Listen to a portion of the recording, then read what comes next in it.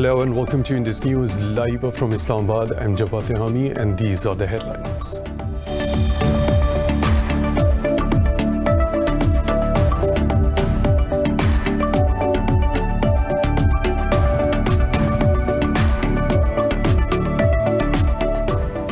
The Taliban have claimed 49 Afghan forces casualties during clashes in the northeastern Badakhshan province. The group's spokesman SEVILLA says they also shot down a helicopter and seized ammunition. Meanwhile, the Kabul administration says the Taliban's recent attacks on the country's security forces reflect their jingoistic approach. Earlier, 3 explosions by an unknown group rocked the capital Kabul, leaving the security personnel dead and 4 others wounded.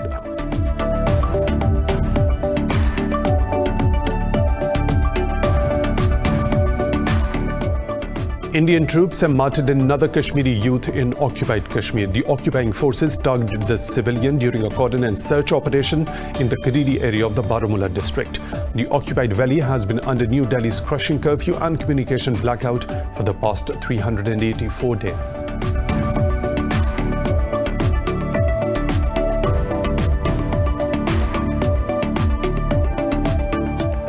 The UAE says its peace deal with Israel will now allow direct advocacy for the Palestinian cause. In an article in an Israeli newspaper, the UAE's envoy to Washington, Yusuf Al-Utaiba, said Abu Dhabi will push Israel for the establishment of a sovereign Palestinian state, now with stronger tools. International Atomic Energy Agency head Rafael Grossi says he will make his first ever visit to Iran on Monday amid a months-long standoff. In a statement, Grossi said he will pressure Iranian authorities to grant the nuclear watchdog access to 2 suspected former atomic sites. This comes as tensions between European nations and the US over relations with Iran have intensified in recent days.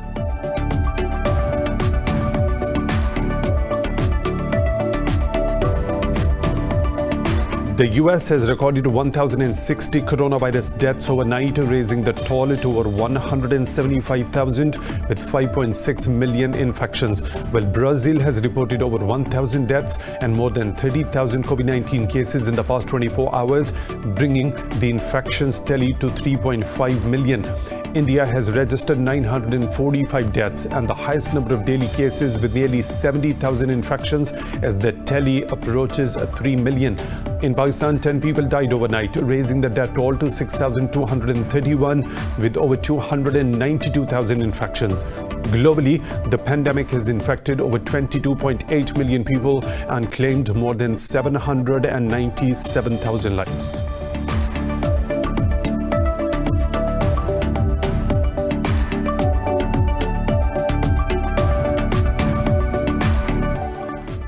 Those are the headlines and detailed stories right after a short break. Stay tuned.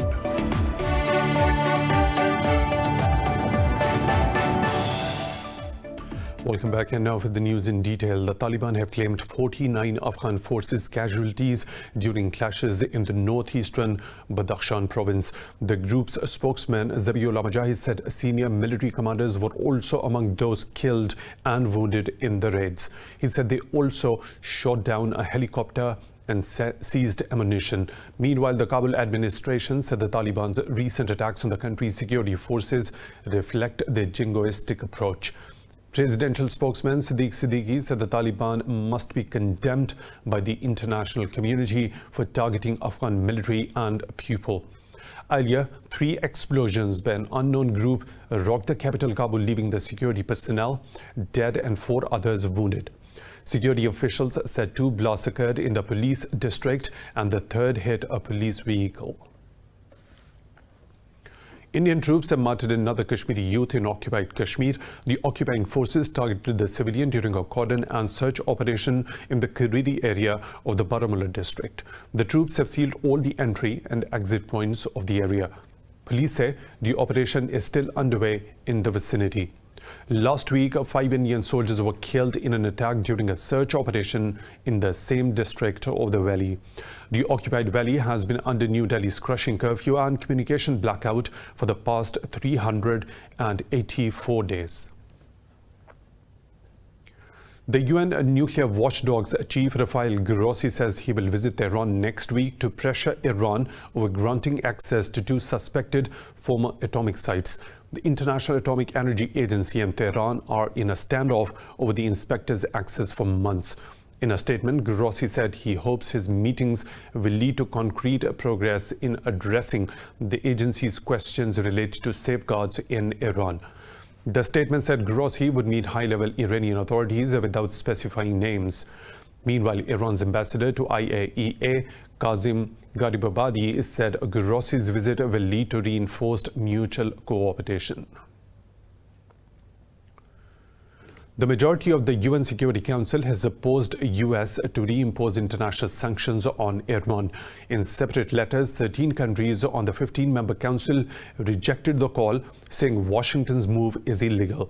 They questioned the legality of the move as the US unilaterally quit the 2015 Iran nuclear deal in 2018. US envoy for Iran, Brian Hook, said Washington does not need anyone's permission to reimpose the arms embargo on Tehran. The Security Council has 30 days to adopt a resolution to extend the sanctions relief. Otherwise, the measures will automatically come into effect. Washington is set to veto any attempt to extend any such resolution. However, the 2015 treaty also directs the Security Council to consider the views of member states. It means the body may not have to put up a draft text for voting given overwhelming opposition over it. The US has imposed visa restrictions on 14 Iranian officials, accusing them of gross violations of human rights. In a statement, the US State Department did not name 13 individuals, only designating Hujjatullah Khudai Suri as the 14th banned individual. US Secretary of State Mike Pompeo said, as Iran's eminent prison chief, Suri oversaw torture and inhumane treatment of the prisoners. Pompeo referred to the officials as assassins, likely in reference to the killing of Tehran critic Kazim Rajavi in Switzerland in 1990. He said the officials posed as diplomats and silenced the opposition figure on the orders of the Iranian regime. The top US diplomat said Washington will continue to pressure Tehran to treat its own people with dignity and respect. The UAE says its peace deal with Israel will now allow direct advocacy for the Palestinian cause. The UAE's envoy to Washington, Yusuf Al-Otaiba, said Abu Dhabi will push Israel for the establishment of a sovereign Palestinian state, now with stronger tools. In an article in an Israeli newspaper, Al-Otaiba said the Israeli authorities have made encouraging statements regarding the peace deal, but their stance over the occupied West Bank annexation are a contradiction. He said the UAE awaits Israel's people's visit at the World Expo in Dubai next October. Al-Otaiba's article comes amid severe criticism on Abu Dhabi over signing the deal with Israel. Israel says its tanks have targeted multiple locations on the Gaza Strip. The Defense Ministry says it struck Hamas's military posts in retaliation for a rocket attack. No casualties have been reported so far. The tanks targeted positions of the Izz-ad-Din al-Qassam brigades in the raids. Tensions have been rising for over a week as Israel continues to bomb Gaza, accusing Hamas of launching incendiary balloons across the border. Israel has also closed the Karim Abu Salim goods crossing with the Gaza Strip. The 6-member Gulf Cooperation Council has welcomed a ceasefire announcement in Libya yesterday. Libya's UN-recognized government and the rival parliament in eastern Libya both appealed for a halt to the hostilities. The UAE state media said GCC has called on all the parties to end hostilities and participate in a UN-mediated political dialogue to create a lasting solution in the region. Earlier, Egypt's President Abdel Fattah al-Sisi and the UN support mission also hailed the ceasefire calls by the Libyan warring parties. Libya was thrust into turmoil when a NATO-backed uprising in 2011 toppled longtime ruler Muammar Gaddafi. The country has since split between rival East and West-based administrations, each backed by armed groups and foreign governments. The UN says it believes Syria peace talks in Geneva can lead to progress, but also cautioned against hopes of a miracle. Speaking in Geneva, UN Special Envoy Geir Pedersen said this is the beginning of a long and cumbersome process. He said the talks in Geneva may lead to progress in other areas. Pedersen said he briefed the Security Council about the damage of the nearly 10-year-long war. Meanwhile, US Special Envoy for Syria, James Jeffrey, says he will visit Switzerland and Turkey to discuss the resolution of the Syrian conflict. Syria has been entangled in a civil war since early 2011, following Bashar al-Assad's brutal crackdown on pro-democracy protests. Chinese President Xi Jinping says the China-Pakistan Economic Corridor holds a great importance in forging closer ties with Islamabad.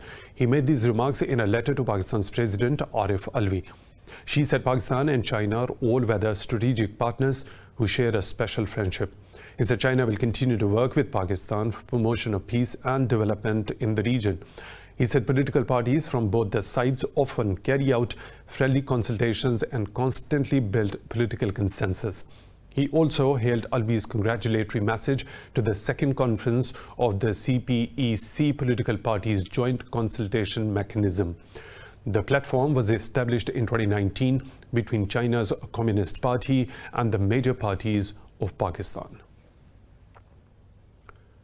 Facebook says it has to do better to curb hate speech in India as it battles allegations of ignoring hate speech by the leaders of the governing right-wing Bharatiya Janata Party. In a statement, Facebook India's chief said the company will review and remove content that violates its community standards. Last week, a US media report said Ankhi Das, a top company executive in India, refused to remove hateful posts by a legislator from the ruling BJP and 3 other Hindu nationalist individuals and groups to avoid damaging the company's business interests in the country. BJP lawmaker from Telangana, T. Raja Singh, called for the mainly Muslim Rohingya refugees in India to be shot. The report said Das told staff to ignore hate speech by the BJP even after the posts were flagged by the Facebook staff. Now, India has reported a new record of its daily COVID-19 cases with 69,878 infections in the past 24 hours. This has taken the country's caseload to nearly 3 million. The Health Ministry said 945 people died overnight, bringing the death count to over 55,000. The Indian health sector is heading to the verge of collapse as active cases have reached near 700,000. The ministry said the state of Maharashtra is the worst affected, making up more than 38% of the country's cases. India remains the third worst hit country from the coronavirus pandemic after the US and Brazil. In Pakistan, COVID-19 active cases have dropped to a record low with just over 10,000 infected patients remaining in the country. The Health Ministry has reported a recovery rate of over 93% across the country. It said 10 people lost their lives overnight, bringing the total to 6,231. The ministry said nearly 600 people tested positive in the past 24 hours, taking the tally to over 292,000. Meanwhile, a World Health Organization-backed study says 11% of Pakistanis have developed protective immunity against coronavirus. The study suggests that areas with lower immunity rates may be at higher risk for future outbreaks. The US has recorded 1,060 coronavirus deaths overnight, raising the toll to over 175,000 with 5.6 million infections. While Brazil also reported over 1,000 deaths and more than 30,000 COVID-19 cases in the past 24 hours, bringing the infection tally to 3.5 million.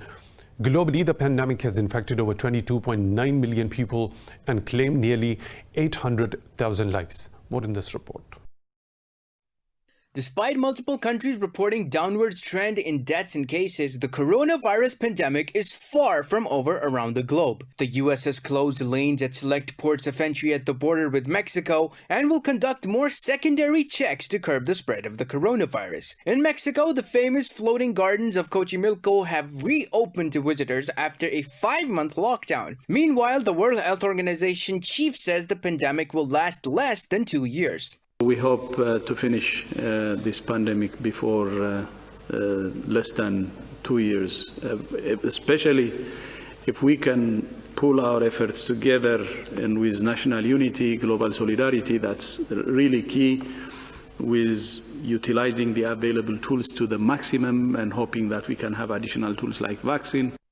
Australia's second most populous state of Victoria has reported 13 new deaths as the cases remain below 200 for the second day straight. In Europe, Germany has issued travel warnings for Brussels and French Guiana following an infection spike in the regions. Meanwhile, in Italy, citizens have headed to the beaches to cool off the heat woes, but fears remain for a resurgence of the virus. Mainland China has reported 22 new imported cases with no domestic transmissions, while in South Korea, 332 cases were reported in the past 24 hours as the country expanded stricter social distancing measures nationwide.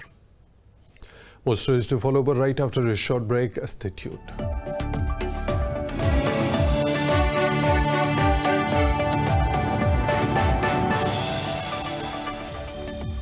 Welcome back. The US says it has suspended cooperation with Mali's military following the ouster of President Ibrahim Boubacar Keïta by the army. Speaking in Senegal's capital Dakar, US envoy to Sahel region John Peter Pham said the military ties will remain suspended until the political situation in the country is clarified. He said the decision to formally designate the action a coup had to go through a legal review. The US regularly provides training to soldiers in Mali, including several of those who led the coup. Earlier, Mali's military released 2 senior government officials detained during the coup against Keïta. The release came as junta leaders held discussions about creating a transitional authority.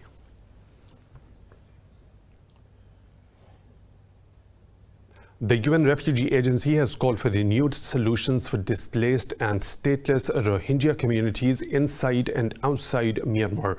The Refugee Agency says the answer to the plight of Rohingya lies in Myanmar and in implementation of Advisory Commission's recommendations. It's that nearly 900,000 people took refuge in Bangladesh 3 years after the crisis there peaked. UNHCR spokesman Andrei Mehicic said up to 3/4 of the Rohingya people are living outside of Myanmar. He said Rohingya people's safe return will require resuming dialogue between Myanmar authorities and refugees. The Rohingya are described by the UN as the world's most persecuted people who faced fears of attacks since dozens were killed in communal violence in 2012.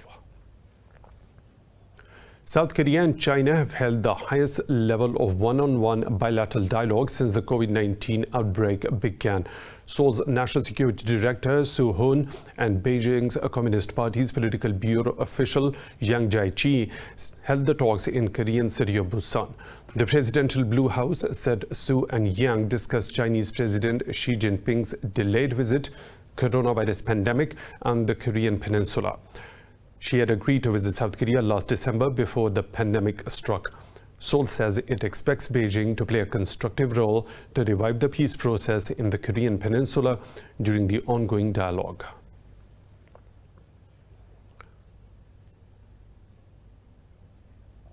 Belarus opposition politician Svetlana Tikhanovskaya says she will not run for the presidency if the country holds new elections. Tikhanovskaya has led some of the biggest protests against Lukashenko since he came into power with the fall of the Soviet Union. In an interview, Tikhanovskaya said the release of the political prisoners is one of the major demands of the protesters. She said new, fair and transparent elections can restore justice in the country. Earlier this week, Tikhanovskaya said she was ready to lead Belarus and called for fair presidential elections to be held. Mass protests broke out against Belarusian President Alexander Lukashenko, accusing him of rigging the election. Lukashenko has denied the allegations. The acutely ill Russian opposition leader Alexei Navalny has arrived in Germany for treatment. On Thursday, Navalny fell into a coma after drinking what his supporters suspect was a poisoned tea. Navalny's aide believe he was poisoned, though Russian doctors said tests showed no trace of any poison. The doctor said Navalny appeared to have a metabolic disorder and suffered a sharp drop in blood sugar levels. Navalny will be treated at the Shadit hospital in Berlin. 3 men have been killed in a shooting in northern Lebanon village. The state-run media said assailants targeted municipality policemen in Khaftoun village. Police said the culprits came in a car and killed the victims with machine guns. It said the son of Khaftoun mayor was also among those killed. A bomb, some weapons and electrical wires were found from the abandoned vehicle of the assailants.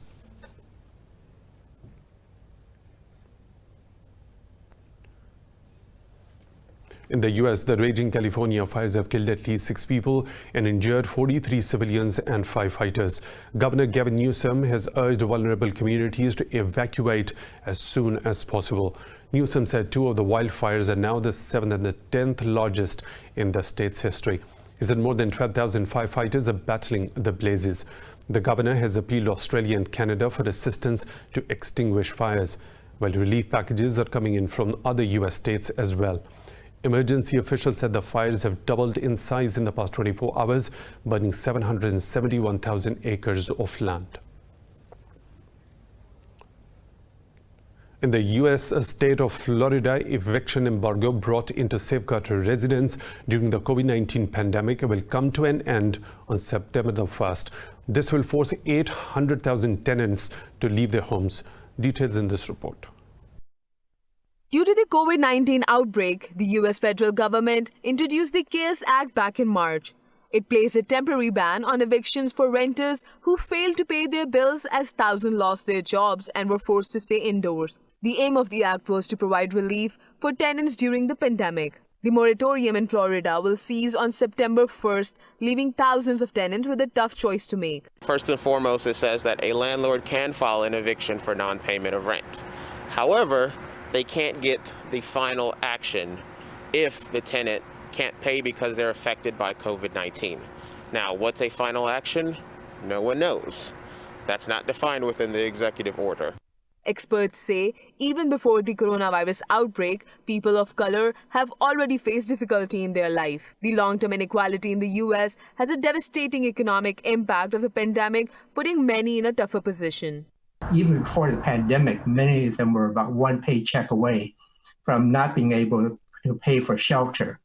And with the pandemic and the loss of income, that just pushes them over the edge. And they have to make decisions between, for example, paying the rent or paying for food. Statistics show African Americans and Latinos are disproportionately more at risk of being evicted as soon as the CARES Act expires.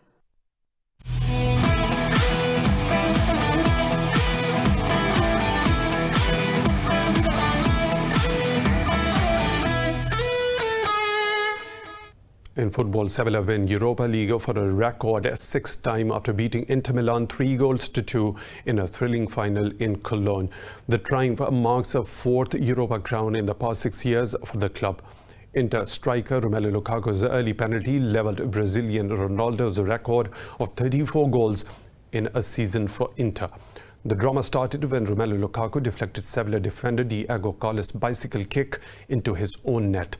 Luke de Jong responded with a couple of headers to turn the tie on its head before Diego Godin restored parity in the frantic first half. Jules Conte made a goal line clearance in dying minutes as the Spaniards survived an Italian siege to secure a first major trophy for the coach Julian Lopetegui.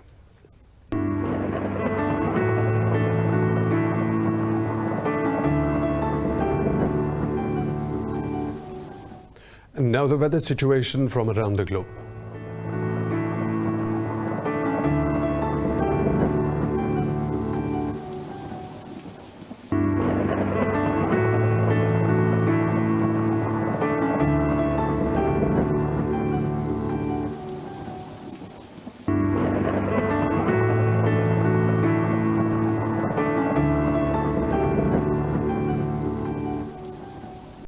And that is all for now. For the latest updates, you can follow us on social media at Indus.News.